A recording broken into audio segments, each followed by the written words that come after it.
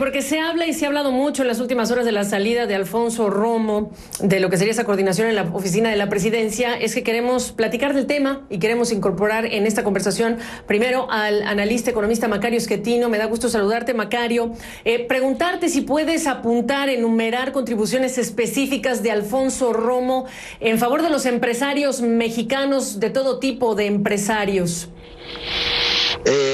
No puedo porque no existe ninguna. Me parece que el señor Alfonso Romo fue muy útil para el hoy presidente López Obrador, porque convenció a muchos empresarios de que el hoy presidente era un buen candidato, alguien que no iba a destruir la economía o a alterar significativamente el funcionamiento de las instituciones, y en ese sentido fue muy servicial, digamos, para López Obrador.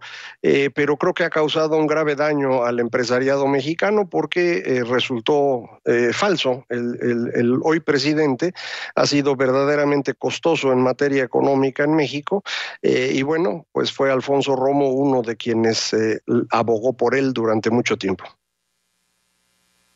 Quiero saber, Macario, ya nos acompaña Enoc Castellanos, él es el presidente de la Canacintra, la Cámara Nacional de la Industria de la Transformación. Si coincides con la perspectiva de Macario, bienvenido. Gracias por la invitación, un saludo a Macario y al auditorio. Sí, yo coincido en que, bueno, sí fue una parte fundamental en que los empresarios mexicanos le dieran la confianza al ahora presidente López Obrador, entonces candidato, pero ya en funciones tuvo poca oportunidad de interferir o de mover la relación del gobierno con los empresarios en un sentido positivo que ayudara a la economía. Sin embargo, también hizo un papel de filtro, de amortiguador para todas aquellas políticas públicas basadas en la ideología y dogma que pues nunca llegaremos a saber a ciencia cierta qué tan radicales eran, pero que ahí Alfonso jugó un papel, creo yo, importante. Macario, ¿no decías lo mismo? No, yo coincido con lo que dice Enoc. Pudo efectivamente Alfonso Romo haber evitado problemas más serios, eso no lo sabemos con certeza. Lo que sí es claro es que el resultado neto, 2 años después de que el actual gobierno tomó posesión, es verdaderamente costoso para los empresarios. A lo mejor pudo haber sido peor, y creo que eso es lo que nos decía Enoc. Pues sí, puede haber sido peor, pero en los hechos está siendo bastante complicado el asunto, y creo que bueno, pues a final de cuentas no hay nada rescatable a favor del empresariado que hubiese hecho Alfonso Romo. Ahora, Enoc, ¿de qué sirve entonces que diga el presidente que se hace a un lado, se baja del cargo formal, pero va a ser el interlocutor con el sector privado? Pareciera, por lo que están diciendo ambos, que estorba más que ayudar, Enoc. En realidad, la realidad es una manera política de darnos las gracias y no tenía mucho impacto las sugerencias y los consejos de Alfonso Romo en el presidente, pues ahora los tendrá menos. Esa es una manera elegante de tratar de decirle al pueblo de México que no hubo una ruptura, aunque la realidad es que los últimos discursos públicos de Alfonso Romo, él fue muy crítico con el gobierno, aún y a pesar que él era el jefe de la oficina de la presidencia. Lapidaria su última presentación, en donde dijo que el gobierno de México se presentaba y tomaba acciones como si estuviéramos creciendo al 9% en la economía, cuando en realidad íbamos a decrecer 9%. Así es, incluso lo dijo en un evento, si no recuerdo mal, del Instituto Mexicano de Ejecutivos de Finanzas. Entonces, Macario Schettino, ¿cómo queda o quién va a escuchar el presidente López Obrador en relación con la posición del sector privado? Y entiéndase que no estamos hablando de los Carlos Slim o de Ricardo Salinas Pliego y todo este grupo de empresarios que muchos son de los medios que hacen parte de este consejo y que están presentes incluso en los viajes del presidente. Yo me refiero más al universo de pequeñas, medianas y microempresas que necesitan ser escuchadas por el gobierno federal. Yo creo que no va a escuchar a nadie, como no ha escuchado a nadie en toda su vida, literalmente, pero sobre todo en estos 2 años que ha sido presidente.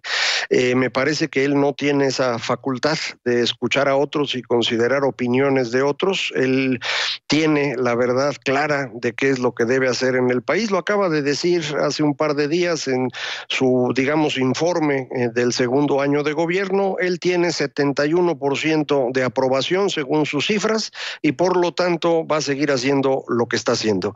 No escucha a nadie y esto es verdaderamente un problema muy serio para México. ¿No coincides o es esta una nueva oportunidad para relanzar la dinámica, la relación con el gobierno federal, en particular el presidente?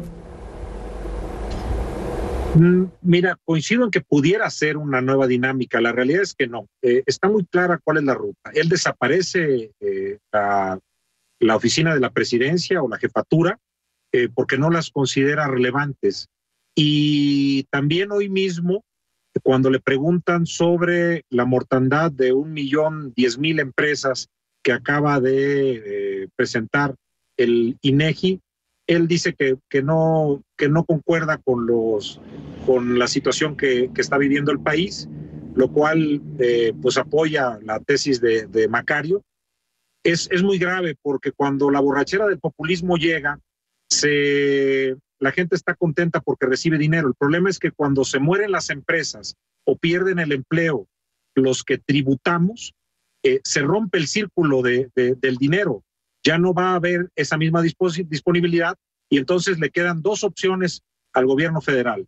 O endeudarse, que tampoco quiere el presidente, y eso no lo podemos cuestionar de mala manera porque esa ha sido una de los problemas de las crisis de México, el sobreendeudamiento, aunque yo creo que pudieran tomar al menos un 10% de la línea de 61,000 millones de dólares que tiene México con el Fondo Monetario Internacional.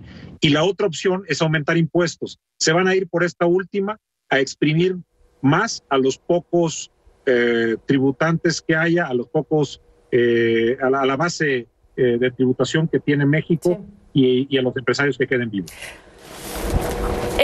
¿Por qué creen ustedes, para cerrar, le ha costado tanto trabajo al presidente entender el papel del sector privado que los pinta con un brochazo de un solo tema, neoliberales, etcétera, conservadores, cuando lo que viene es un escenario en el que se va a competir por inversión directa en todo el mundo, en América Latina no va a ser la excepción, y el gobierno no va a poder solo porque los recursos públicos no alcanzan, ¿no? ¿Qué van a hacer ustedes?